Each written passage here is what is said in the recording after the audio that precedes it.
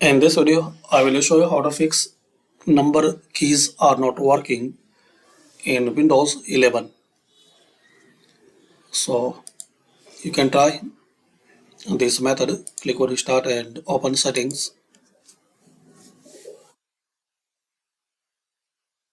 And here click on this Accessibility. And in this list, find out this mouse.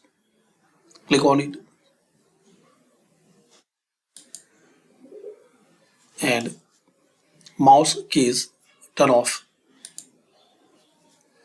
You need to turn off this mouse keys, then exit.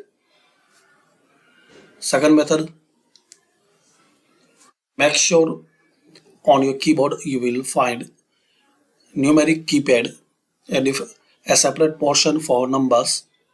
So there is the one key numlock. So you will see a numlock key on your physical keyboard. So make sure you have to turn on that one. If it's turn off, so press one time and try. So hopefully guys, using this method you can fix this problem. Thanks for watching. Comment this method work for you.